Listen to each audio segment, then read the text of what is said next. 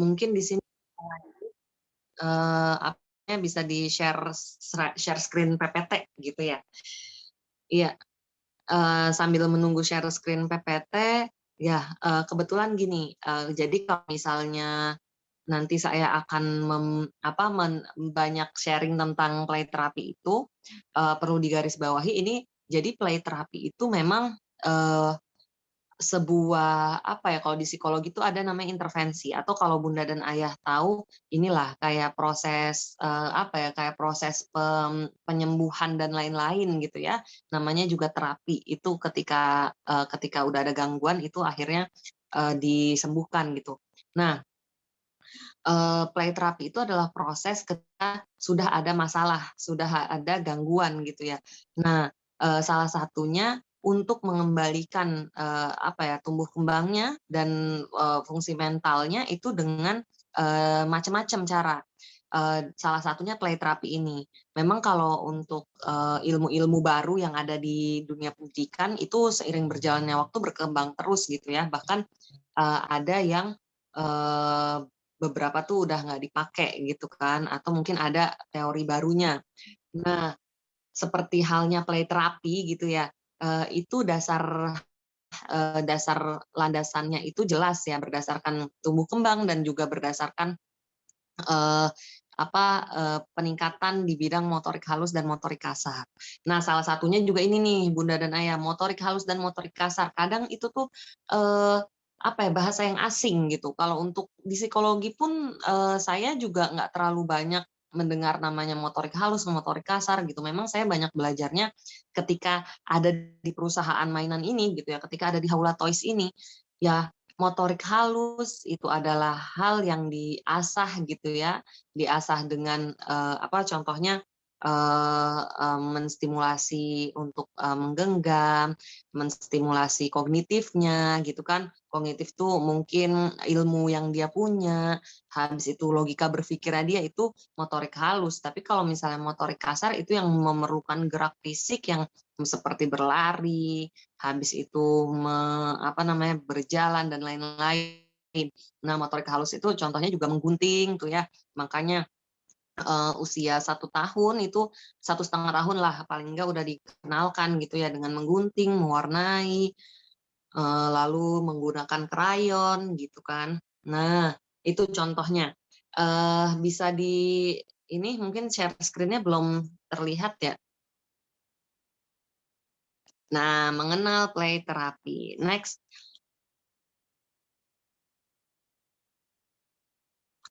Ya. Ya, di sini, bunda dan ayah nih muncul dengan pertanyaan, "Pernah nggak sih mendengar play terapi?" Kan tadi saya ngasih gambaran dikit, tapi sebelumnya, saya mau tahu nih, bunda dan ayah pernah nggak ya ngedengar istilah play terapi? Bisa drop di kolom chat, Bunda,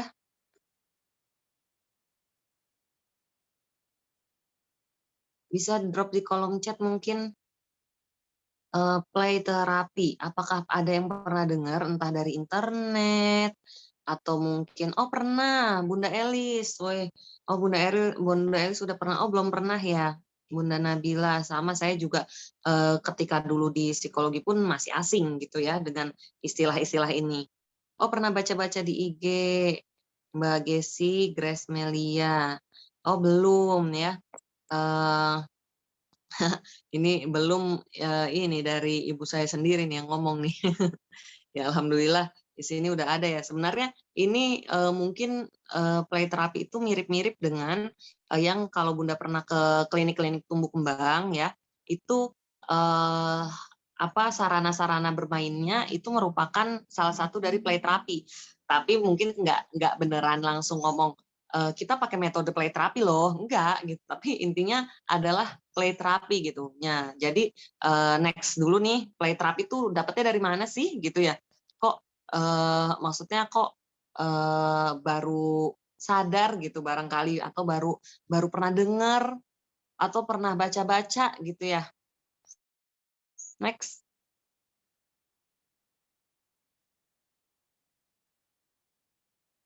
Ya ini belum, terlihat ya slide-nya. Nah di sini nih, jadi kalau secara teoritisnya memang play terapi itu sebuah proses terapeutik ya. Jadi memang terapi ya yang untuk menyembuhkan sebuah gangguan yang menggunakan permainan sebagai alatnya, ya kan, sebagai alat terapinya agar mudah melihat ekspresi alami seseorang dan juga tidak bisa mengungkapkannya dalam bahasa verbal karena permainan merupakan pintu masuk ke dalam dunia anak.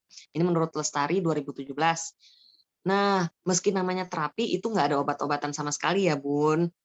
Nah, tapi di sini memang harus dilakukan oleh terapis. Jadi mungkin untuk membuka wawasan Bunda ya, play terapi itu adalah apa ya, salah satu sarana terapis gitu ya untuk mengembalikan istilahnya entah mengembalikan usia mental atau meningkatkan usia mental atau apa namanya menstimulasi tumbuh kembang gitu yang memang sebelumnya itu sudah terdapat indikasi gangguan terlebih dahulu gitu.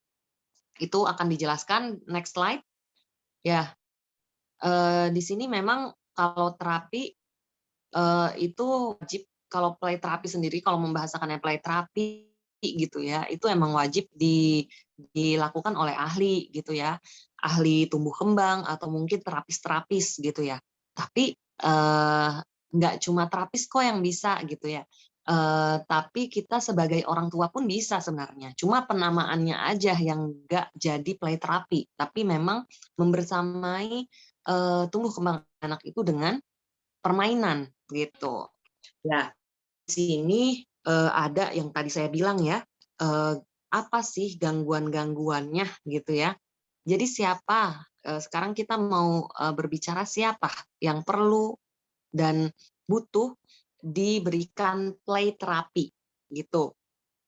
Anak-anak dengan kondisi berikut ya. Di sini yang pertama tidak menyadari potensi akademik maupun sosialnya secara penuh. Jadi di sini Bunda dan Ayah juga bisa sambil pokoknya setiap Haula Webinar Series itu tuh kita diingatkan lagi tentang proses tumbuh kembang, kita diingatkan lagi anak kita tuh udah sampai mana gitu ya, dan kita sama-sama menganalisis dan mengobservasi anak kita itu ada nggak sih gangguan yang dialaminya? Kalau ada pun kita harus gimana? Itu ada semuanya solusinya di Haula Webinar Series gitu. Ya, selanjutnya sering bermimpi buruk atau terganggu tidurnya. Ini mungkin intensitasnya bukan bukan 1, 2 gitu ya. Maksudnya dalam sebulan itu bisa jadi cuma sekali, bukan yang seperti itu. Nanti takutnya Bunda dan Ayah di sini ada yang karena khawatir gitu ya, yang namanya anak itu adalah titipan, jadi kita berusaha semaksimal mungkin memberikan yang terbaik gitu kan. Akhirnya kita malah apa bahasanya menjudge-nya berlebihan gitu ya. Ini yang dimaksud sering bermimpi buruk dan terganggu tidurnya itu yang memang udah sering sebulan itu mungkin intensitasnya lebih dari 3 kali gitu ya, atau mungkin lebih dari 5 kali. Pokoknya yang itu merupakan pola berulang. Nah, di sini kalau cuma misalnya mimpi buruk sekali sebulan atau mungkin kadang-kadang aja lah emang karena lagi capek banget, emang karena hari itu hektik banget, jadi dia bermimpi buruk itu wajar. Karena posisinya mimpi itu adalah manifestasi hal yang tidak tersampaikan di dunia nyata. Tapi juga maksudnya jadi apa yang nggak kejadian di dunia nyata, dia nggak sempet dan dia pendem itu akhirnya ke bawah mimpi. Tapi bisa juga ada pengulangan apa yang kita lakukan ketika di dunia nyata gitu kan. Maksudnya dunia nyata tuh ketika bangun ya, jadinya kita bermimpi sama seperti apa yang kita lakukan pada saat itu gitu kan. Itu jadi contohnya seperti itu. Lalu beresiko atau sudah dikeluarkan dari sekolah, kemudian mengalami trauma itu udah pasti. Trauma di sini mungkin kapan-kapan juga kalau Bunda tertarik untuk bahas ya, trauma itu ada macam-macam ya. Mungkin trauma pun itu ada yang disadari dan ada yang nggak disadari gitu. Eh, Kalau misalnya nanti mau apa maksudnya mau kita kapan-kapan bahas soal ini bisa nanti diisi kuesioner kita biar ada masukan-masukan juga gitu ya untuk Haula Webinar Series biar terus bisa menceriakan masa depan anak Indonesia dengan menjadi teman dari tumbuh kembang yang Bunda dan Ayah berikan gitu ya. Nah, kemudian mengalami kekerasan emosional, fisik maupun seksual. Lalu juga anak adopsi atau anak angkat gitu ya, yang kondisinya ini ya, maksudnya adopsi dan anak angkat itu yang akhirnya dia adalah berbeda situasinya dari anak normal gitu ya pada umumnya. Menderita karena orang tua berpisah atau cerai ya kan, ini balik lagi memunculkan traumatis gitu kan, kejadian yang traumatis. Next.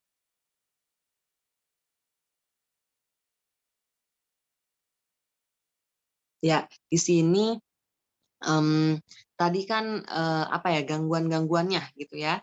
Nah, ini masih sama nih, siapa lagi sih yang butuh play terapi ya? Ini ada apa ya, karakteristik anak-anak yang membutuhkan play terapi. Mengalami cemas, stres, atau fobia, ya, mengalami kedukaan atau kehilangan yang mendalam, gitu ya, yang mungkin itu tidak teratasi dengan baik, ya, habis itu menarik diri atau terus-menerus murung, gitu, sakit, cacat, atau autis, sulit berteman. Ini mungkin sulit bertemannya juga bukan sekali dua kali, yang sudah berpola. Jadi hati-hati dengan gangguan yang sudah berpola, itu pasti satu gitu ya. Apa ya contohnya? Oh, contohnya gini, yang terdekat itu saya tuh sama Ici gitu ya, dia itu sudah, ketika saya coba kasih nonton video dia ya di HP gitu kan, di HP atau di laptop gitu, mungkin cuma satu atau dua video gitu, tapi ternyata setelah itu reaksinya adalah teriak-teriak atau dia itu apa ya, melawan gitu lah. Nah kan itu udah indikasi tantrum, dan kalau seandainya diteruskan saya ngasih video terus, itu bisa jadi yang didefinisikan sebagai kecanduan gadget gitu kan.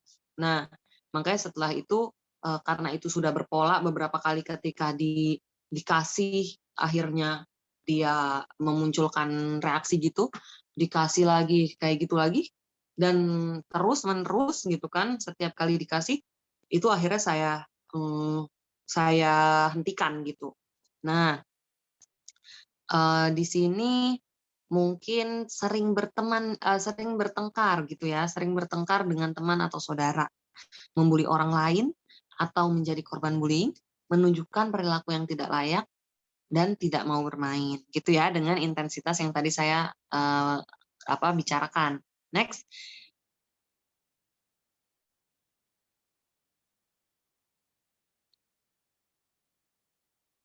Ya, oke. Nah, di sini kita perlu tahu juga manfaat play terapi gitu ya.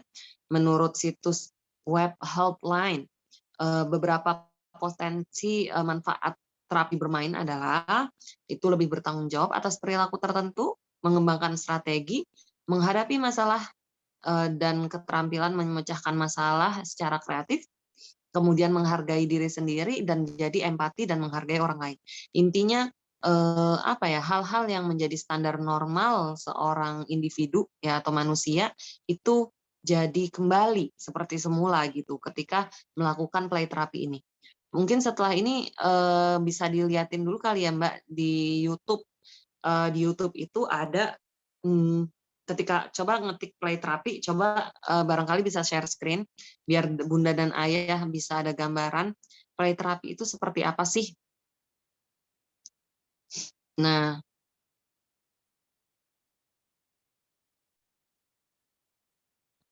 ya kepada admin bisa share screen.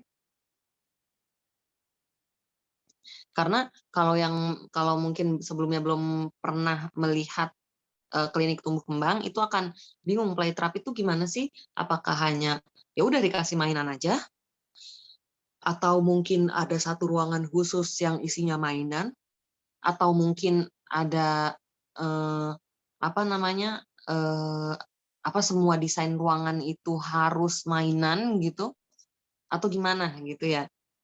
Bisa jadi kan Bunda dan Ayah di sini belum tergambarkan gitu ya.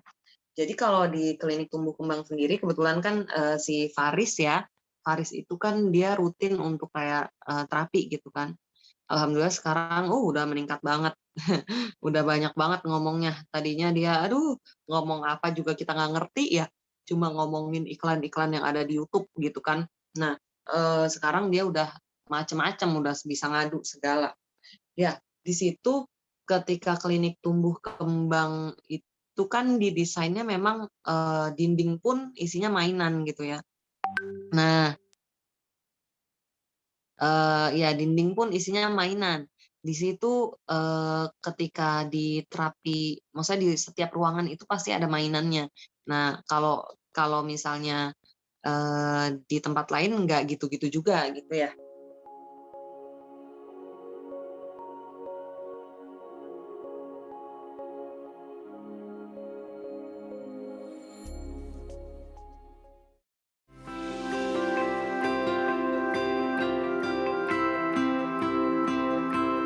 With an emerging evidentiary research base called play therapy. Play therapy is a model of therapeutic intervention to use with children that helps them to develop their communication skills in a therapy situation so that they can express their needs, their wants, their wishes, and their feelings in a way that's developmentally appropriate for them.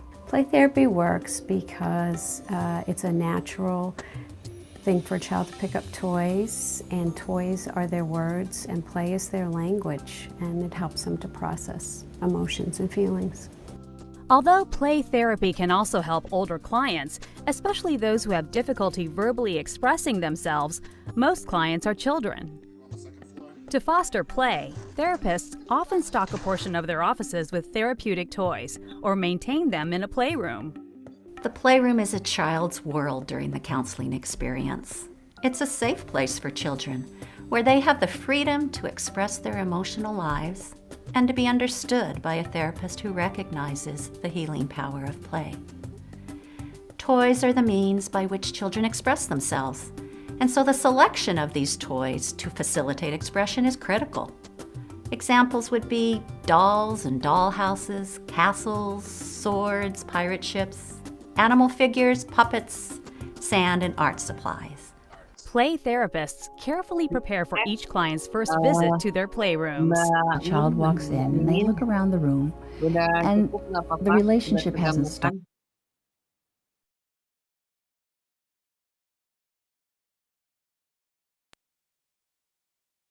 Ya, bisa share screen lagi.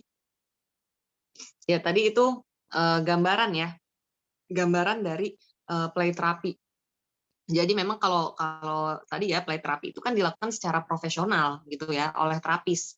Itu memang, apa namanya, seruangan itu isinya mainan gitu kan, dan biarkan ya tadi, anak-anak itu mengekspresikan apa yang dia inginkan. Jadi, di sini perlu digarisbawahi, jadi bukan bukan kalau misalnya ada yang, masih berpikiran ketika terapi itu semua berdasarkan instruksi dari si terapisnya, enggak juga gitu. Ketika melakukan play terapi, atau terapis gitu ya, terapis itu menjadi teman gitu ya, teman bermain dan membiarkan, dia mengekspresikan dan, terapis itu yang mengobservasi aja gitu kan, mengobservasi, dan lain sebagainya.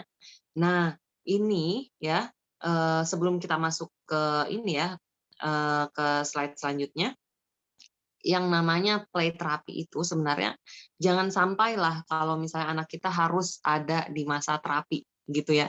Siapa sih, orang tua yang mau, anaknya itu harus, bolak-balik ya ke klinik tumbuh kembang kalau bisa ditanggulangi dari sekarang gitu kan. Nah, untuk menanggulangi dari sekarang itu, ya memang, eee, orang tua gitu ya, kita itu perlu memfasilitasi dengan, sarana-sarana yang tadi bisa anak itu bisa mengekspresikan, apa, emosinya, anak itu akhirnya mengerti apa yang dia mau gitu ya. Kita membantu untuk, apa ya, untuk, apa ya, dengan education toys gitu ya, dengan mainan, itu dia akhirnya, bisa memutuskan sendiri apa yang mau dia lakukan gitu. Ini saya merasakan banget sih waktu kecil dulu ya, waktu kecil dulu tuh ketika saya bermain ada namanya balok, balok yang natural gitu, yang beneran kayu, itu posisinya ada 500 keping ya, dan itu baloknya besar-besar ya, kalau misalnya apa ya, kalau misalnya digambarkan mah sebesar ini ya, kontainer box yang ukuran 95 gitu kali ya, yang pokoknya kontainer box yang besar. Nah, di situ saya sudah difasilitasi dari kecil, dan di situ saya merasa senang banget karena posisinya kita berimajinasi dan, kita tidak dilarang dan tidak ada ibaratnya apa ya, tidak ada prosedur ataupun, proses tertentu yang harus kita lalui. Pokoknya ketika mainan itu dibuka, si balok natural itu dibuka, udah kita dengan imajinasi kita membangun bangunan yang, kita pikirkan sendiri, gitu. Nah, ini contohnya ya, kalau misalnya ingat dulu tuh saya inget banget, saya tuh pengen pengen, ala-ala istana gitu ya, membangun kan namanya juga cewek gitu ya, anak perempuan, itu, pasti imajinasinya adalah Barbie, istana gitu ya, rumah-rumahan, masak-masakan gitu kan.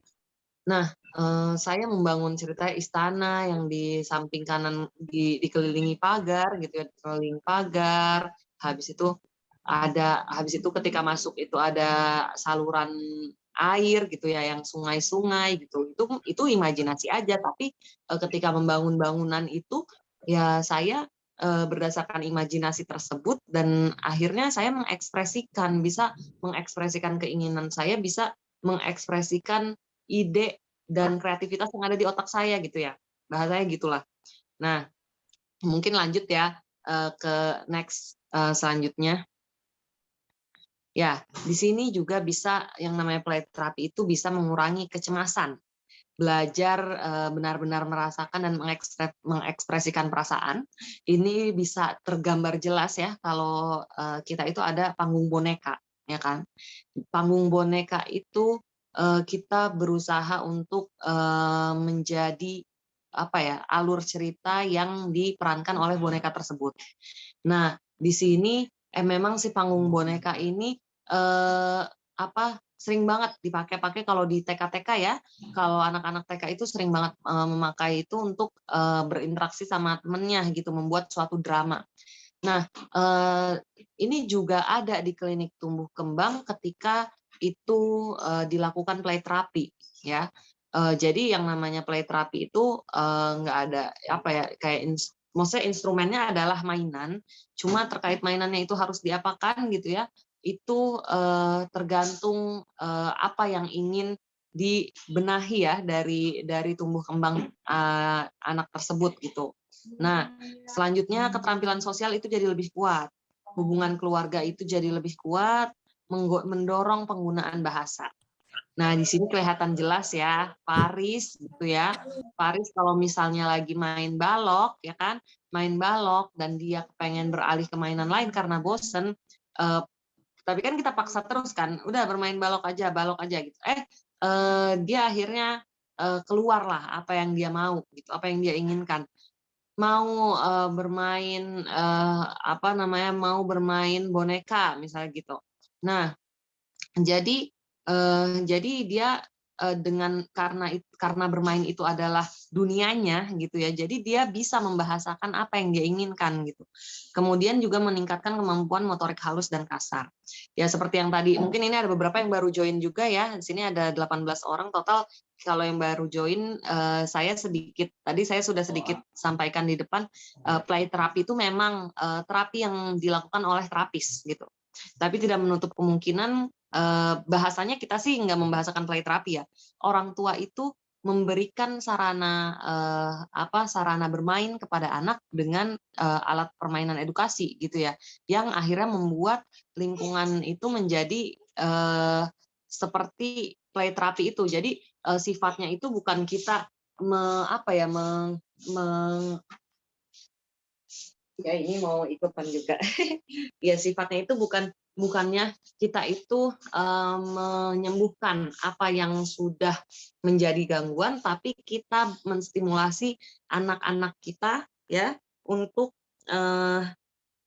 motorik halus dan kasarnya itu lebih terampil gitu. Harapannya sih gitu di Aula Toys juga kita tuh berharap banget dengan fasilitas mungkin buku bacaan, mainan, edukasi itu bukan jadi obat gitu. Kalau sekarang kan kalau Faris itu obat ya kan, tapi lebih baik itu menjadi teman tumbuh kembang yang membuat dia itu semakin semakin besar kapasitasnya, semakin besar kemampuannya. Ya, mungkin. Hah?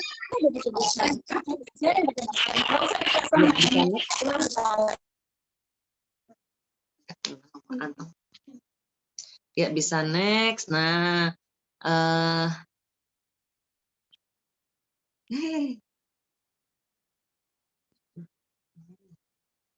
nah, di sini ada jenis-jenis play terapi gitu ya. Play terapi itu yang pertama ada ruang terapi permainan ya kan. Ruang terapi permainan itu contohnya drama gitu ya. Habis itu juga menggunakan miniatur hewan. Nah, tadi kan sempat ya kita putar YouTube-nya jadi biar ada gambaran play terapi itu memang semuanya harus digambarkan ya. Semuanya harus digambarkan dan jadi anak tuh tahu bendanya secara nyata gitu. Nah, kemudian ini ada lagi ya. Jadi di sini juga tadi ya seperti yang tadi dilihat kan juga menggunakan bak pasir gitu ya. Bak pasir itu fungsinya untuk motorik halus dan kalau motorik kasar ya dia pasti menginjak-injak pasir gitu, berlari-lari di pasir. Tapi di sini bak pasir itu fungsinya untuk melatih stimulus di ini nih telapak tangan ya. Nah, caranya tuh gimana sih? Biasanya kayak si Faris itu ya, si Faris tuh lucu banget kalau diajak ke sawah.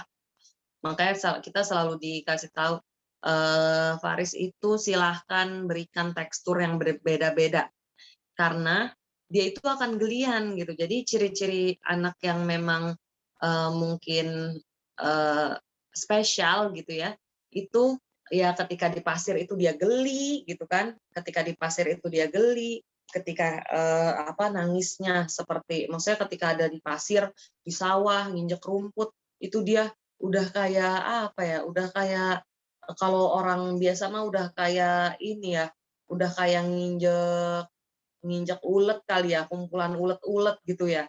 Gelinya kayak gitu dia. Nah, padahal itu adalah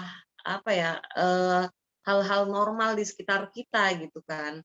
Nah, lalu menggunakan boneka atau mainan. Nah, boneka atau mainan ini yang tadi saya bilang ya, ada yang namanya panggung boneka itu ada. Memang kalau play terapi itu biasanya pakai panggungnya, tapi kalau misalnya bermain bonekanya saja itu ya kalau di rumah juga udah biasa gitu ya, udah biasa main boneka. Dan kalau di TK-TK juga pakainya panggung boneka biasanya kan.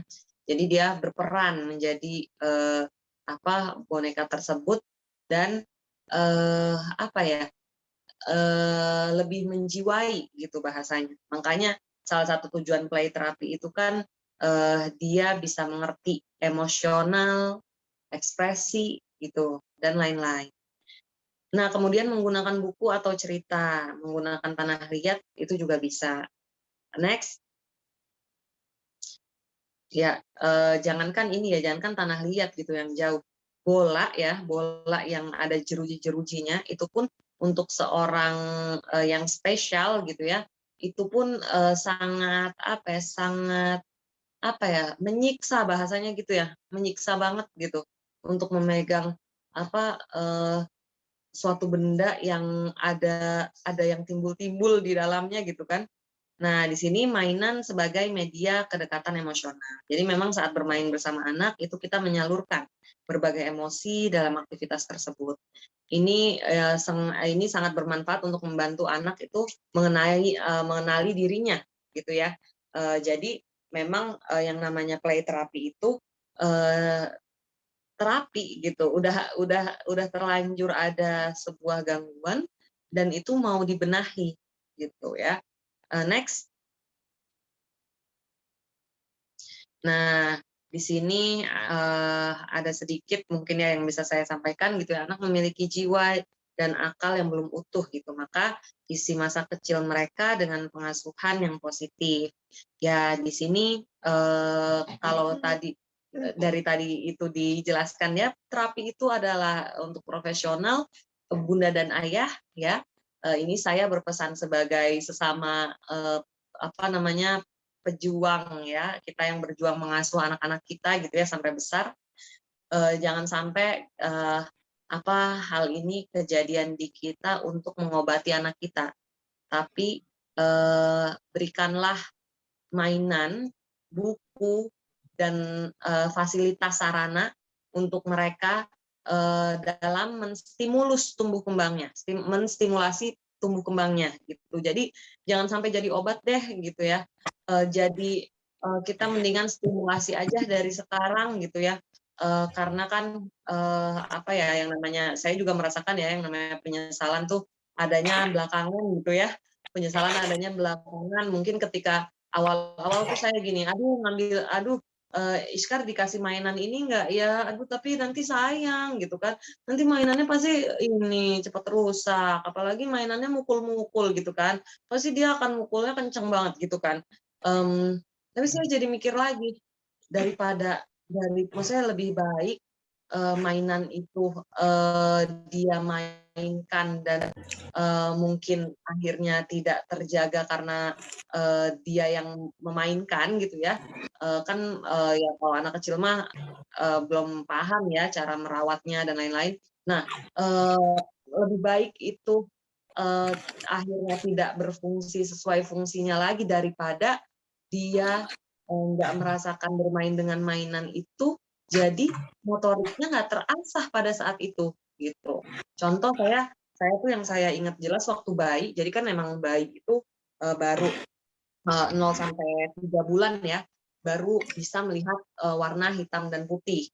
Nah, awal-awal tuh saya mikir gitu kan, aduh ini dikasih ini nggak ya, dikasih buku yang ada hitam putihnya nggak ya? Tapi kan itu bentar banget gitu kan, cuma sampai 3 bulan, habis itu dia kan udah bisa ngelihat gitu, ya udah nunggu ketika melihat aja. Tapi saya jadi ini, waktu akhirnya saya bimbang gitu ya, alhamdulillah di internet banyak gitu kan, banyak ilmu-ilmu, ternyata ketika diberikan buku yang warnanya hitam putih pada usia 0 bulan, kita itu bisa mendeteksi ada nggak sih gangguan di matanya dia. Kan yang namanya mungkin ya mohon maaf ya di sini kalau seandainya tunanetra gitu, bisa jadi ada bawaan dari lahir juga bisa gitu kan. Karena kan penyakit ketika kehamilan itu banyak yang akhirnya berakibat ke anak. Nah, saya nggak mau gitu sampai kayak gitu. Jadi saya mendeteksi waktu awal-awal tuh waktu masih beneran baru lahir banget, akhirnya di Haulatas itu ada flashcard yang hitam putih gitu kan ya, ada flashcard yang hitam putih. Di situ saya akhirnya coba pakai flashcard itu, saya lihat, kok dia ini nggak ngelihat, maksudnya nggak bener-bener ngelihat ngikutin gerak di flashcard-nya.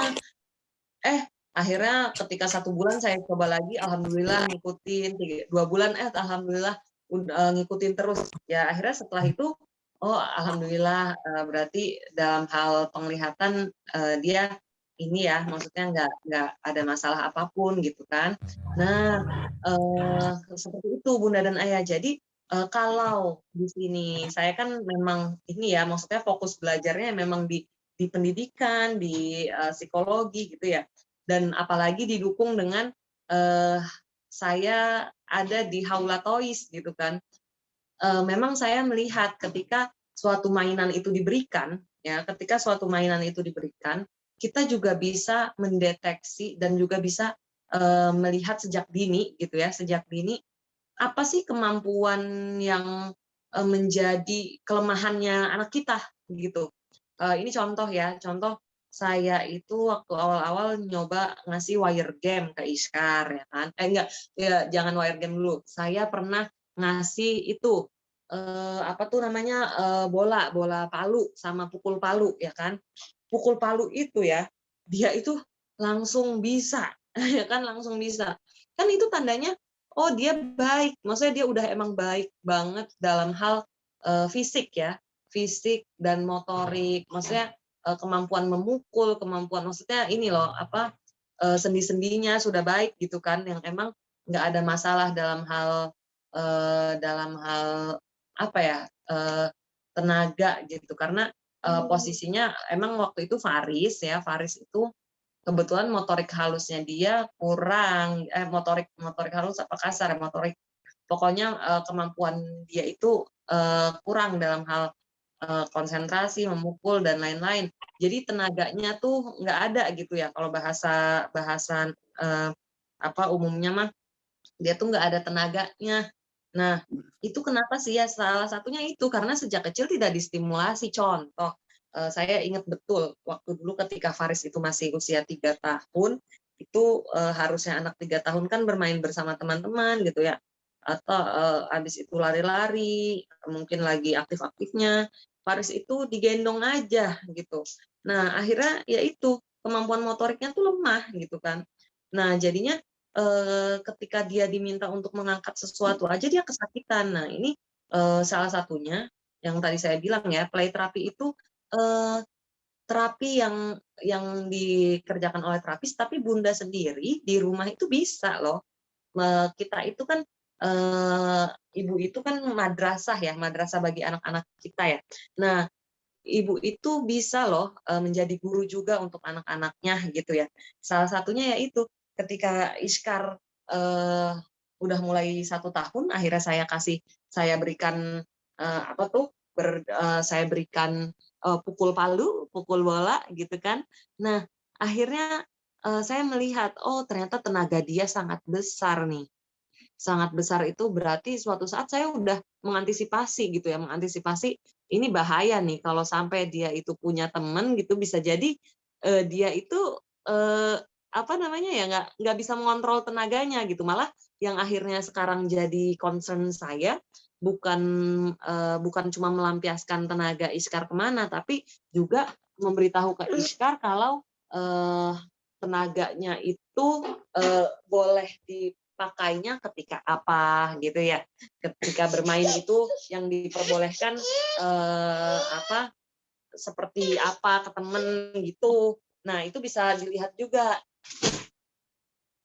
gitu nah di sini apa kalau misalnya bunda dan ayah sudah memfasilitasi gitu ya buku ataupun mainan edukasi dari sejak dari sejak dini terutama di setiap tahap perkembangan kan setiap tahap perkembangan itu mainannya beda-beda ya kan mainannya beda-beda yang harus distimulasi juga beda-beda gitu. Nah, itu bisa tuh apa menjadi alat untuk menstimulasi dan alat untuk mendeteksi. Jangan sampai itu menjadi obat gitu ya. Menjadi obat karena di kliniknya Faris, klinik tumbuh kembangnya Faris tuh isinya mainan-mainan Haula Toys juga gitu kan. Yang itu posisinya fungsinya untuk mengembalikan Faris gitu kan. Motoriknya Faris menjadi lebih baik, habis itu kemampuan sosialnya Faris menjadi lebih lebih interaktif gitu kan dan dia semakin bisa mengekspresikan apa yang dia mau gitu kan sampai dulu tuh ini maksudnya misalnya dicubit nih contohnya dicubit Faris dicubit sakit nggak dia diem aja diem aja karena dia nggak ngerti itu rasa sakit itu apa gitu kan kita nggak mau sampai kayak gitu itu jadi memang kita bukan terapis ya kalau saya sendiri nggak ada kapasitas ke arah sana gitu karena psikologi itu sebatas intervensi ya merumuskan intervensi kalau terapis mungkin itu yang lebih praktek ya lebih praktek dan punya kejuruan gitu tapi balik lagi ke tadi ya ibu itu bisa segalanya gitu ibu itu juga bisa menjadi terapis untuk anaknya sendiri gitu jadi ya sudah maksimalkan saja segala sumber daya yang kita punya, gitu ya. Play terapi ini semoga membuka wawasan ayah bunda bahwa memang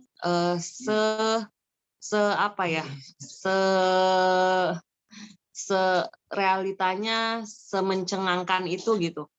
Mungkin mainan yang biasa kita pakai untuk bermain terkesan biasa saja, tapi untuk saudara-saudara kita, anak-anak kita yang spesial itu sangat bermakna gitu. Makanya dari sekarang semoga mainan ini bisa menjadi pembersama tumbuh kembang anak kita ya, dan bisa menjadikan dia itu anak yang cerdas gitu ya, anak yang cerdas yang lebih baik lagi dari teman-teman seusianya gitu ya. Mungkin seperti itu yang bisa saya sampaikan. Ini insya Allah kalau untuk materi mah segitu ya, kita akan banyak diskusi saja ya, karena kebetulan di sini lengkap semua nih.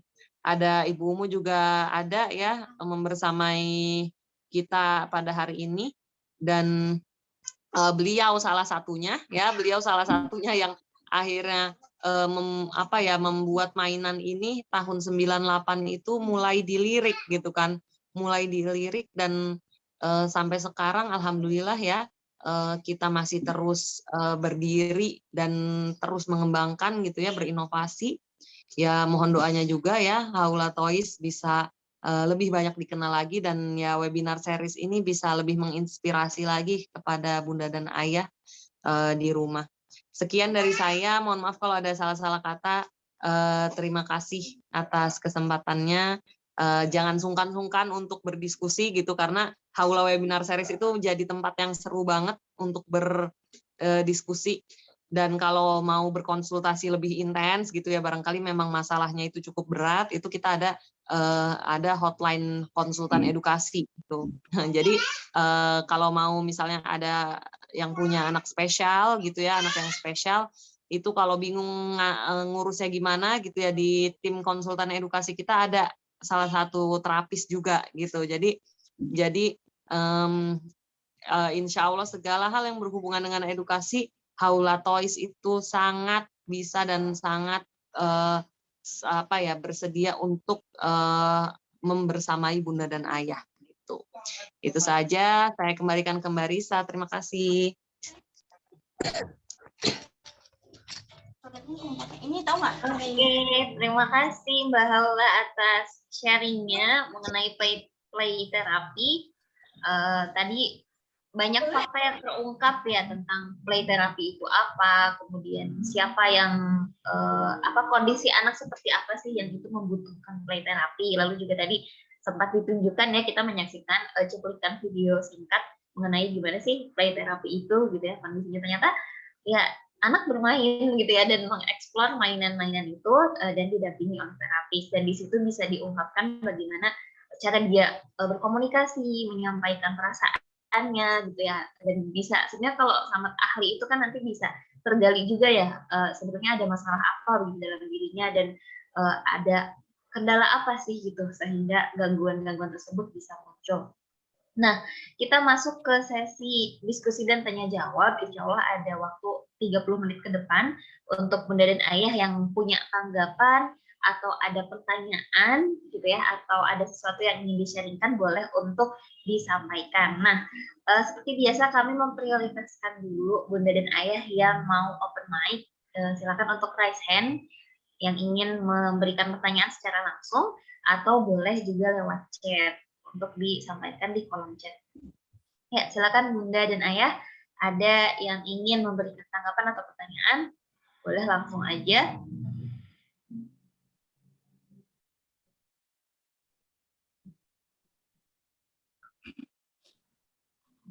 Oke, sambil menunggu ya Mbak ya, mungkin saya ada pertanyaan sih, ada sedikit pertanyaan. Ini kan sekarang itu di media sosial begitu ya, dengan ya kita tahu sejak pandemi ini semua orang sangat intens gitu ya menggunakan media sosial.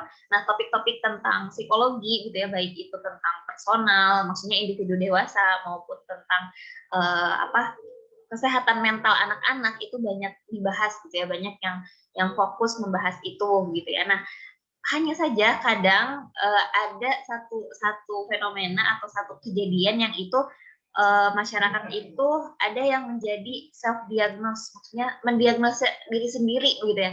Jadi ketika melihat info di media sosial, oh ciri-ciri gangguan anak yang seperti ini, terus jadinya apa saya gangguan gitu ya, apa anak saya kena gangguan gitu ya. Nah, menurut Mbak Haula sendiri gimana nih batasannya gitu kita menerima informasi tentang tadi ya kesehatan mental atau ya tentang anak-anak tadi di media sosial supaya kita nggak akhirnya merasa bahwa oh kayak jangan-jangan anak saya ada gangguan gitu, padahal sebenarnya anak kita normal-normal aja gitu ya, belum sampai butuh kepada terapi tadi gitu.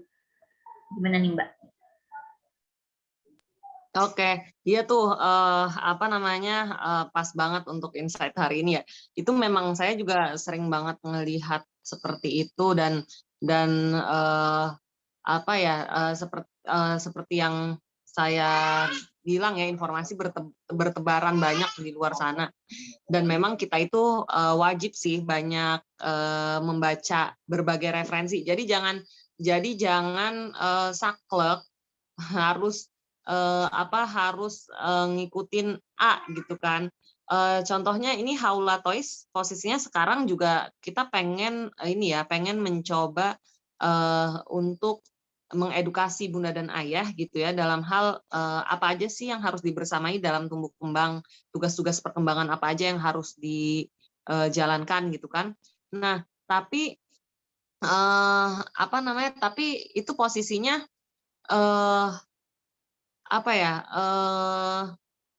posisinya itu tunggu, tadi saya baca ada chat masuk, jadinya saya ini sempat ada yang bertanya di kolom chat juga ya. Nah, tadi sampai mana Mbak Risa? Ya, informasi bertebaran. Oh ya, oke. Nah, kita juga Haula Toys itu dalam menyusun sebuah tumbuh kembang proses tumbuh kembang anak itu dari beberapa referensi gitu. Ini saya merasakan juga ya, karena di luar sana ya, apalagi iklan-iklan kan sekarang sering banget lewat Instagram, Facebook gitu ya, YouTube gitu. Kenali speech delay anak sejak dini gitu kan. Speech delay anak sejak dini, anak usia sekian belum bisa ini gitu kan, kamu harus khawatir gitu kan, pakai apa gitu kan, misalnya itu akhirnya saya cari-cari lagi gitu ya, buka-buka buku lagi, alhamdulillah dia mengingatkan gitu ya. Dan posisinya sekarang Iskar itu 17 bulan, dia belum bisa ngomong ya kan, belum bisa ngomong secara jelas yang beneran katanya gitu kan, katanya yang emang misalnya contohnya ya, makan itu belum, makan itu pakai amamam gitu kan. Habis itu misalnya misalnya dia mau nenen itu ngomongnya kadang nenek, kadang nenek gitu. Jadi belum sampai yang kayak gitu. Habis itu abah nih, tadi nggak tahu dengar nggak suaranya. Abah itu kadang dia mendefinisikan abah itu ya kakeknya, tapi bapaknya juga dipanggilnya abah. Habis itu juga laki-laki dewasa lain gitu ya, omnya atau siapanya itu dipanggil abah juga. Nah, akhirnya saya mencari referensi lagi gitu ya, ternyata enggak selamanya usia 18 bulan kan ya, 18 bulan itu akhirnya belum ada kata-kata yang pas, itu adalah speech delay, enggak juga gitu.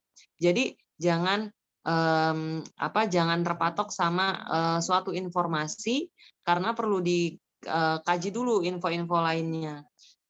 Contohnya Iskar itu nggak apa-apa sampai usia segini belum bisa, kayak misalnya belum bisa kan, kalau mungkin anak perempuan tuh biasanya lebih cepat ya secara verbal. Dia ya karena faktor mungkin dia juga anak laki-laki, habis itu geraknya aktif banget, jadi secara verbal itu tidak sebaik gitu kan. Makanya kan anak itu ada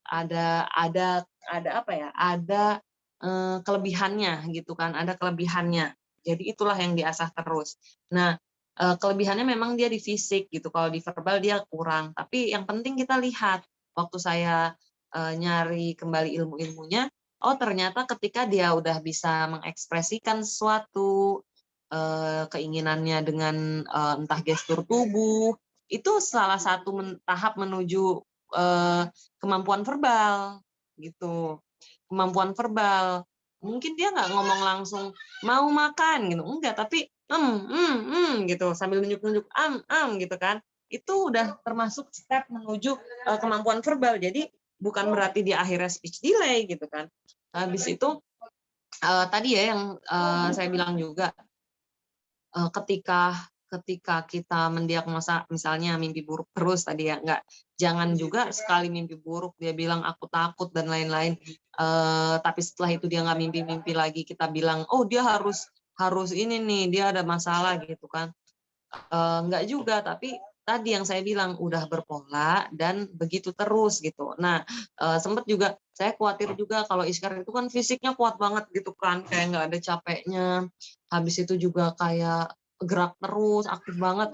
Ini anak hyperaktif nggak ya gitu ya? Ini anak ini nggak ya apa namanya apa tuh attention deficit ini apa ADHD itu loh, hyperactive disorder gitu kan. Ini dia kayak gitu nggak ya gitu kan. Tapi waktu saya lihat attention deficit Iskar nggak menunjukkan itu sama sekali. Oke lah, habis itu hyperaktif gitu kan. Hyperaktif, iya dia emang aktif gitu, aktif banget gitu kan. Tapi apa? Ternyata dia bisa sakit, dia bisa posisinya diem, dia bisa fokus. Oh berarti enggak gitu kan. Oh berarti memang aktifnya itu ya ketika ya anak sewajarnya gitu. Jadi jangan juga ketakutan juga gitu. Coba soalnya kan kalau bunda dan ayah itu ketakutan, anak itu nangkep emosinya gitu kan. Nangkep emosinya. Aku juga ngerasa banget waktu Iskar sakit, aku ketakutan gimana caranya biar dia sembuh, dia malah semakin rungsing gitu bahasanya. Kayak gitu. Mungkin. Ya, ini udah ada yang ini di chat Bunda Elis ya.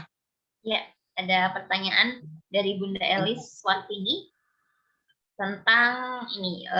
Saya mau tanya, contoh play therapy untuk anak korban bullying dan korban perceraian seperti apa? Oke, ya ini mungkin kalau untuk detailnya nanti mungkin bisa Bunda Elis juga bisa cari-cari lagi ya. Bunda Elis bisa cari-cari lagi, tapi kalau untuk gambarannya seperti yang kita bahas tadi ya, play terapi itu kita lihat efek setelahnya tuh apa gitu. Jadi gini, anak yang mungkin setelah menjadi korban bullying atau tadi korban perceraian ya, korban perceraian dan korban bullying, itu misalnya akhirnya dia takut untuk berbicara gitu ya. Ya udah berarti yang diterapi adalah gimana caranya kemampuan bicaranya itu maksudnya seperti orang pada umumnya gitu ya, atau anak seusianya gitu. Jadi macam-macam Bun, karena yang di psikologi juga ini kebetulan juga ada ini ya, ada tingkat saya atau mungkin di sini Bunda dan Ayah juga ada yang sesama pemerhati pendidikan gitu ya. Efek dari korban bullying dan perceraian itu efeknya beda-beda gitu. Terkadang masing-masing itu nggak bisa disamakan gitu. Masing-masing itu mungkin ada yang jadi lebih pendiam, atau mungkin ada yang akhirnya berperilaku kasar, ya kan? Kalau pendiam kan bisa jadi dia diem aja merenung sendiri. Kalau yang berperilaku kasar mungkin bisa jadi karena dia korban, jadi dia malah berperilaku kasar kalau berperilaku kasar ke teman-temannya gitu. Jadi beda-beda tiap anak. Nah, hal yang menjadi permasalahan gitu ya di dalam anak kita, itulah yang diterapi. Jadi konsep terapi itu apa gangguannya, itu yang diobati gitu. Oke, nah ini mungkin Ibu Umu juga mau nambahin ya. Bu Umu, ya kebetulan Bu Umu ini pengalamannya lumayan mirip-mirip sama Ibu Umu. Ya boleh Bu Umu. Ya, assalamualaikum semuanya, Bunda dan Ayah. Tadi ditambahin dikit aja ya jawabannya tuh itulah. Tadi kan kamu bilang tuh yang kalau si Iskar sakit tuh yang kebawa emosinya, jadi anak juga jadi rungsing.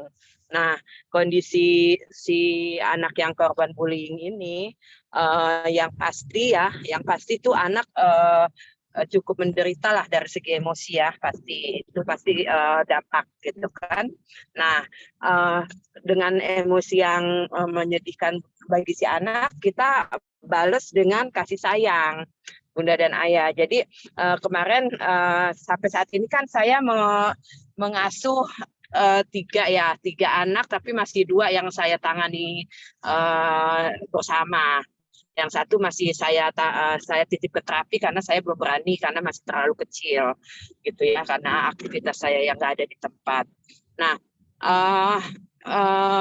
si Faris ini kondisinya sampai saat ini pun saya belum masuk ke ke psikiater atau kemana yang secara khusus, karena saya pikir ini anak cuma pola asuh aja nih gitu kan. Saya amati terus setiap saat karena bersama saya amati. Nah, ternyata tidak cukup buat saya. Tidak cukup buat saya ilmu yang saya punya, karena si anak ini sepertinya punya kemampuan yang sangat maksimal gitu kan.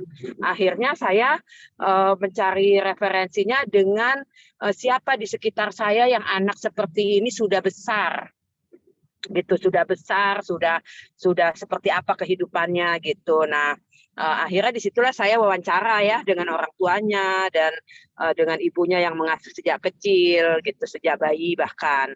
Kalau Faris ini kan tidak saya asuh sejak bayi, sejak umur 8 tahun dia datang ke saya gitu. Jadi saya tidak pernah tahu perkembangan apa. Nah, akhirnya si ibu ini cuma punya satu kata yang saya cukup teriang terus. Dia bilang gini, Mbak Umu udah nggak usah pusing-pusing sama ini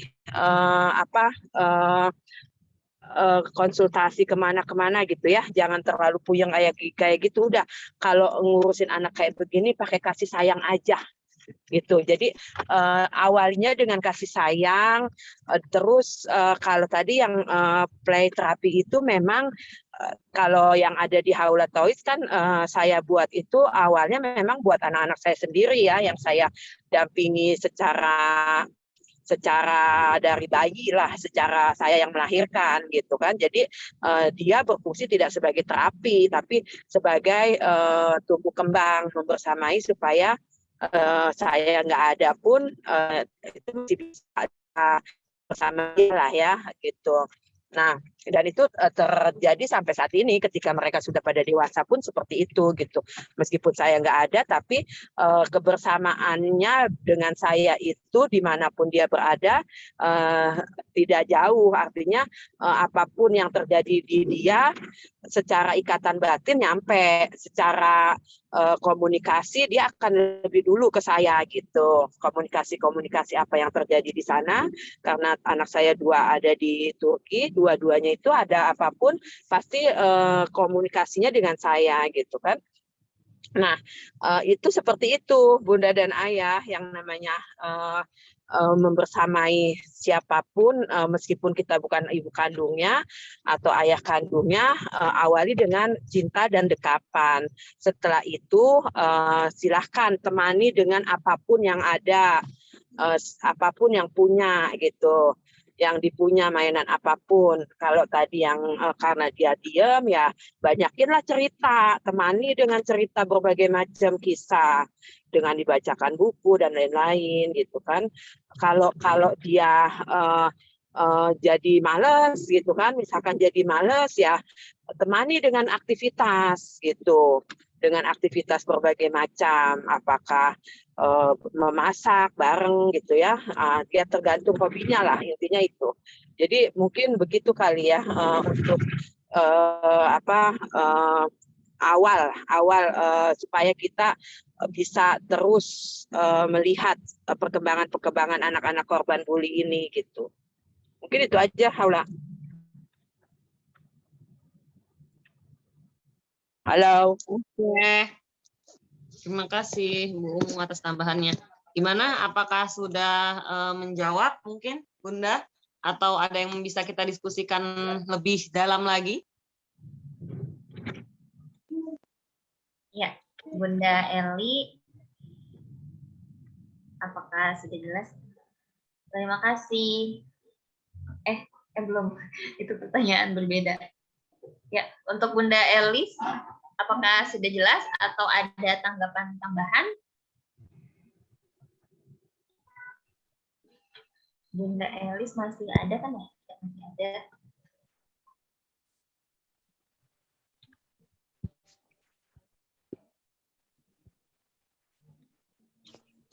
Halo, Bunda Elis.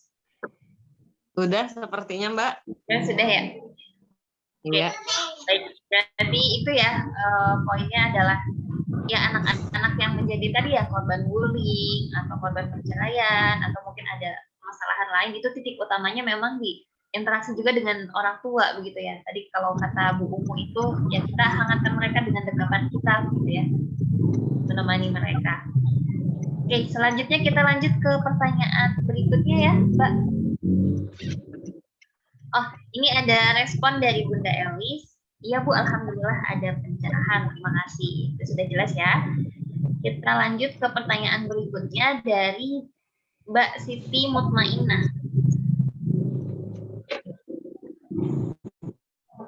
Untuk ini ada Pak Wondo juga mau sharing, tapi nanti mungkin ya setelah pertanyaan dari Mbak Siti.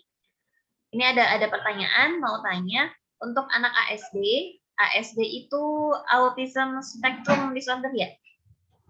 ASD yang mengalami intellectual disability dan belum verbal, seringkali dia tantrum kalau ingin sesuatu atau tanya tanpa sebab. Nah, kira-kira permainan apa sih yang cukup bisa mengatasi tantrumnya? Ini untuk anak-anak yang mengalami gangguan spektrum autism ya? Ya, makasih Simut gitu. Ini ada tingkat ini nih aku nih Mi. Ya, memang kita maksudnya banyak belajar teori dan alhamdulillah ya ketika terjun di lapangan itu kita dihadapi dengan praktek yang akhirnya membuat wawasan kita lebih banyak lagi gitu ya. Ini mungkin izin sharing sedikit nih Simut untuk apa namanya ASD. Nah, kebetulan Faris itu juga salah satunya dia ini ya spektrum autis ya. Gitu. Bu Umu mungkin bisa di mute udah. Ya, dia spektrum autis juga. Nah, kalau yang sudah pernah kami semua alami gitu ya, ketika mengatasi tantrum itu memang nggak langsung dialihkan dengan permainan gitu, karena kalau dia memang sudah memiliki suatu hal yang spesial gitu ya, special need, dia itu wajib diredam dulu tantrumnya gitu. Nah, kalau yang sudah gitu ya, sudah pernah dilakukan tuh ya ketika tantrum itu memang pesannya adalah dipeluk gitu ya. Dipeluk, ditenangkan, habis itu buat emosinya stabil dulu gitu. Buat emosinya stabil dulu. Nah, memang kalau yang ini yang ASD gitu ya, intellectual disability dan belum verbal, itu kalau tantrumnya cara ngatasinnya seperti itu. Berarti permainan yang cocok,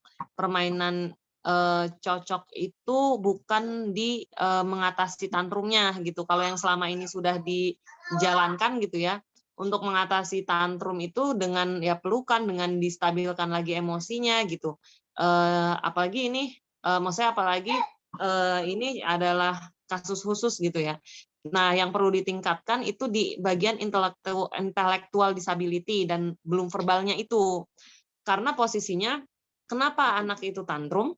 Ya karena dia tidak bisa mengekspresikan apa yang dia inginkan gitu. Si Faris gitu. Dia itu waktu awal suka banget sama rokok gitu ya, sama gambar rokok karena sangat bagus desainnya. Nah, tapi dia nggak bisa mengekspresikan itu dan dia juga nggak menangkap menangkap penjelasan kita, kayak misalnya kamu itu masih kecil nggak boleh sama rokok, tapi kan dia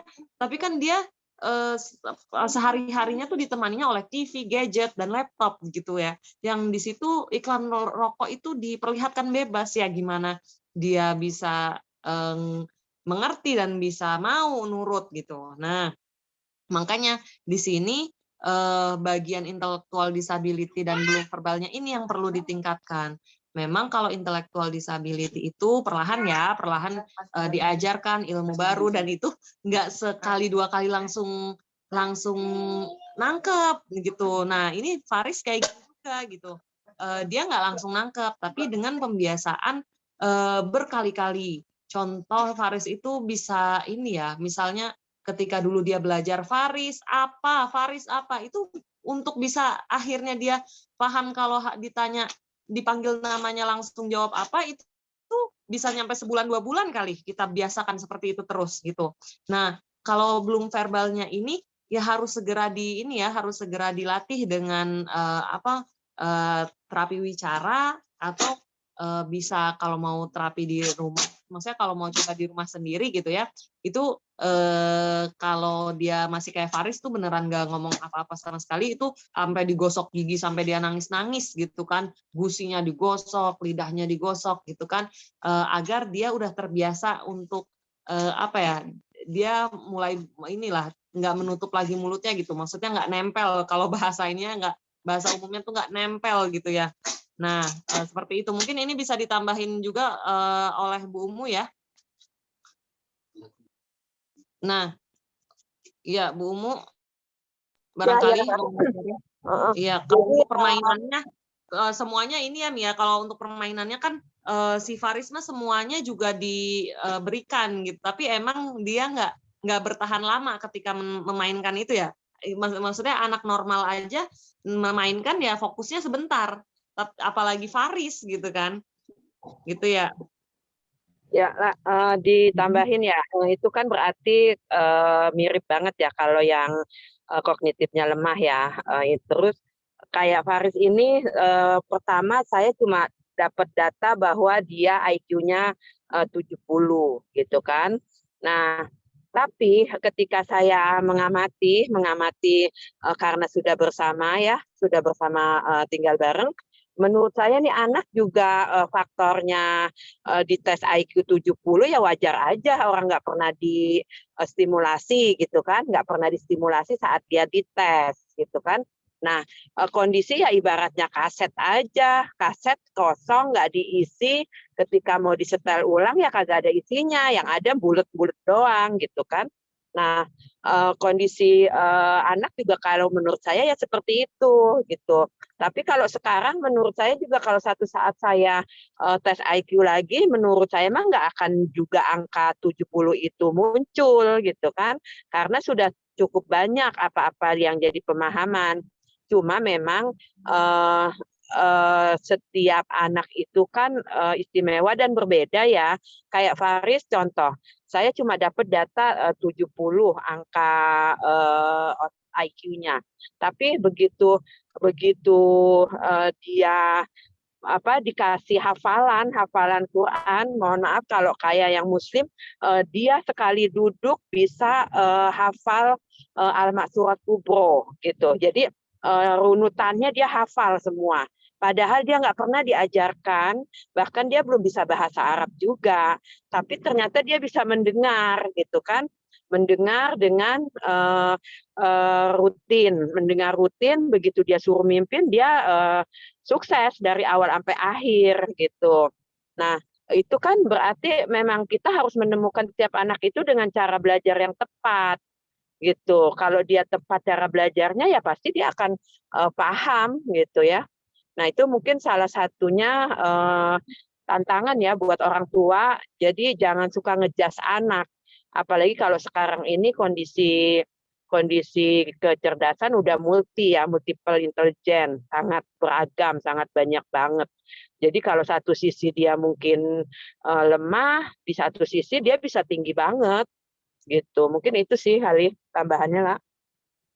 Oke, nah yang biasanya ya kalau yang anak-anak yang yang ASD atau ada spektrum autis tuh dia ini biasanya main-main kayak balok-balok tuh dia suka kan si Rahia juga ini ya aktif ya maksudnya aktif banget tapi dia itu senang banget berimajinasi membangun sebuah bangunan habis itu juga ya itu membangun sebuah bangunan, menyusun gitu, menyusunnya tapi bukan menjajar-jajar ya, karena menjajar-jajar juga ini. Jadi menyusun beneran suatu bentuk gitu. Nah, mungkin itu tambahannya. Biasanya emang balok-balok sih dia suka, tapi bisa juga dilihat itu tadi yang Bu Mu bilang ya, multiple intelligence ya. Jadi kayak si Faris itu dia nggak terlalu suka balok, tapi dia suka banget sama krayon karena dia suka gambar gitu. Nah jadinya ya udah kita kasih krayon terus gitu. Ya mungkin itu semoga menjawab ya, Simut. Kalau ada ada pertanyaan lagi boleh. Tadi juga Pak Wondo mau sharing ya, boleh, ayo. Ya, untuk Mbak Siti Mutmainah, bagaimana Mbak? Apakah sudah jelas? Oke, terima kasih. Sangat membantu Mbak Haula dan Bu Umu. Ya, alhamdulillah. Baik, tadi ada yang ingin sharing nih dari Pak Wondo. Monggo silakan Pak. Baik, terima kasih. Assalamualaikum warahmatullahi wabarakatuh. Waalaikumsalam. Waalaikumsalam, Pak Ustadz Wondo. Di mobil ya Pak? Iya nih, pas lagi mau ke dokter. Jadi pertama teman saya ini ada seorang dokter spesialis ginekolog ya. Itu dia sempat kasih nasihat saya begini, Won, kalau anak kita itu dilahirkan normal-normal saja itu sudah karunia yang sangat luar biasa sekali. Jadi nggak usah pinter lah gitu, normal dia bisa mandiri dan bertanggung jawab terhadap kewajibannya pribadi gitu.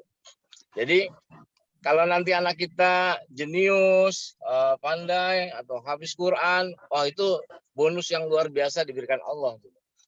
Saya nggak mengerti awal dia mengatakan itu, kenapa? Oh, ternyata setelah 30 tahun ya, 20 tahun ya, 20 tahun itu baru ada jawabannya. Karena anak beliau itu autis. Begitu. Jadi setelah sekian tahun di terapi sendiri tanpa cerita kepada kawan sana sini, jadi anak dokter saja telat untuk mengantisipasi terhadap gejala-gejala yang ada sejak awal.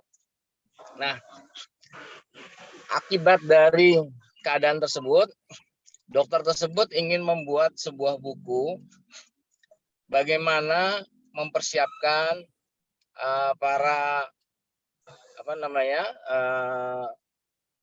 keluarga muda ini memiliki keturunan yang secara fisik baik, begitu, dari segi kedokteran maupun dari segi syariat. Nah ini akan bersama dengan Ustadz Musinin Fauji, begitu. Nah di sini saya pengen sampaikan bahwa forum seperti ini sebenarnya forum yang sangat penting. Tetapi kan kalau dilihat dari jumlah pengikutnya hanya 16, ini bukan mereka tidak penting terhadap ini, tetapi mereka tidak merasa penting terhadap keilmuan yang didapat. Jadi bagi kami nih yang sudah punya anak banyak, gitu ya, yang sudah lahir terlebih terdahulu, punya kepentingan bahwa kita harus menumbuhkan generasi yang sehat pada keluarga-keluarga muda, mulai memperhatikan sejak mereka nikah dan ini membuat keturunan, bagaimana secara syariat mereka berjima gitu kan, bagaimana jima yang baik itu dari segi kedokteran tuh ada ilmunya, tetapi karena ilmu ini susah diakses, maka kita yang sudah terdahulu itu punya tanggung jawab moral untuk mensosialisasikan ini supaya tadi generasi selanjutnya itu adalah generasi yang sehat. Kalau tadi dikatakan bahwa mainan sebaiknya menjadi teman bukan menjadi obat, kita tarik lagi bahwa ada yang penting lagi, bagaimana menciptakan melahirkan generasi yang sehat tadi, yang bisa dikondisikan dari sebelum terjadinya kelahiran dengan rahim yang bersih, rahim yang terkontrol sebelum terjadi pembuahan. Nah, ke depan ini harus disosialisasikan sedemikian rupa bahwa teman-teman kita terdekat itu harus ikut webinar ini gitu. Apalagi keluarga muda gitu, apalagi ya teman-teman kita yang lebih dekat lah gitu.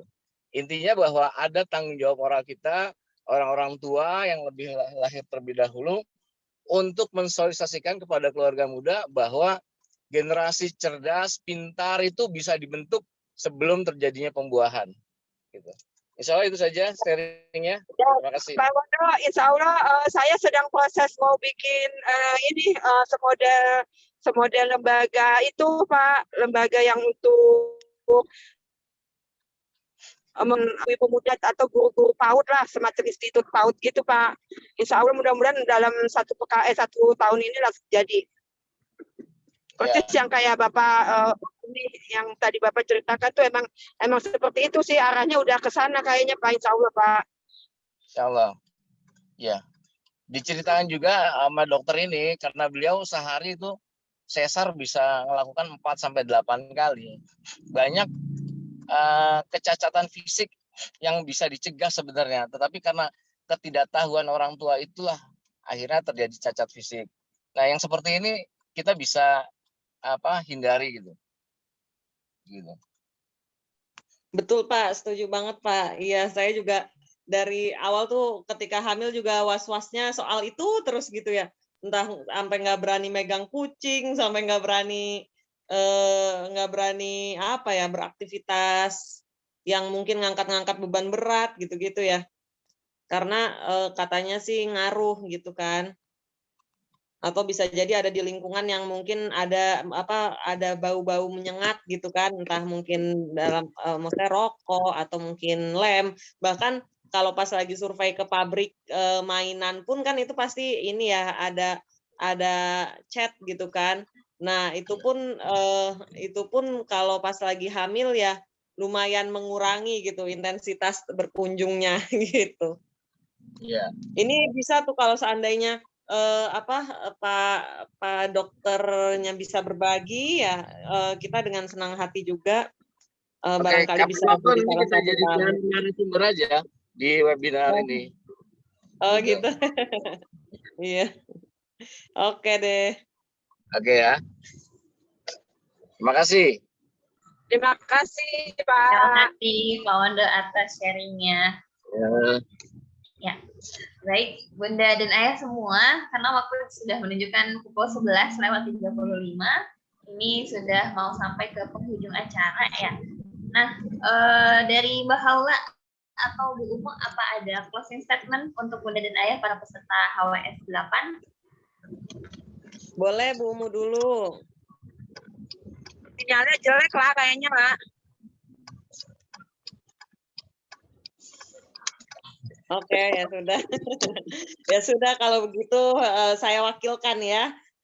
Alhamdulillah webinar pada hari ini kita dapat banyak ilmu banget gitu ya dan bisa sharing gitu dan ternyata ya memang gini kalau kami melihatnya ya kalau Haula Webinar Series itu banyak membahas tentang special need gitu ya yang memang itu mengerucut gitu ya bahasannya.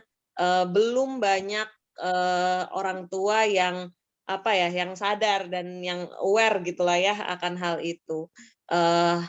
Memang kalau seandainya